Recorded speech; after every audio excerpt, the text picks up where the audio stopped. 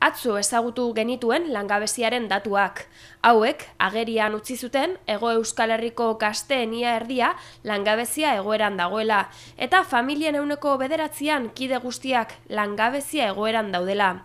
LAB sindikatuaren ustez, datuek politiken norabidea aldatu beharra dagoela erakusten dute. Enplegu politika eraginkorrak sortu beharra dagoela alegia. Horregaitik, Ainhoa Etxaidek Eusko Jaurlaritzak langile publikoen lanorduak luzatzeko dekretua onartu izana gogor salatu du.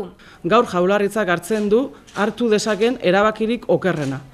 Gaur Jaurlaritzak Hego Euskal Herrian edo EAen dauden langabetuei aurrean hartu dezaken erabaki okerrena hartzen du sektore publikoan lanordua luzatzea erabakiz. Ildo beretik, enplegua sortzea, krisiaren irtenbidea dela azpimarratu du Etxaidek, eta ez hausuntsitzea.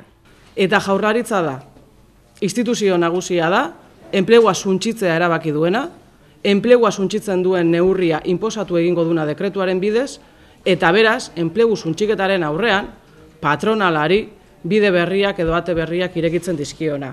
Are gehiago erabaki honekin Eusko Jaurlaritzak azken urtetan lortutako akordio zabalena bertan behera utzi duela salatu du LABek. Gainera hau, dekretu bidez onartu izana gogor kritikatu du.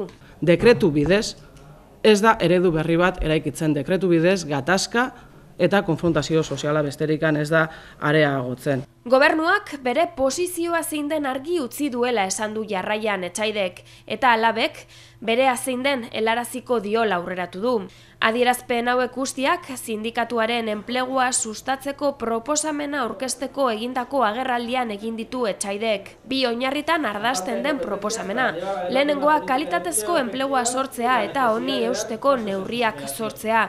Eta bigarrena, hauek aplikatu ahal izateko eskuduntza falta gainditzeko urratsak ematea. Lan harremanetako euskal esparruan eraikuntzan urratsak ematea ezinbestekoa da.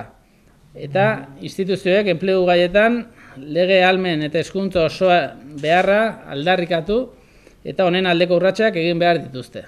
Krisiak trantsizio egoera bat ekarri duela azaldu du ondoren idazkari nagusiak.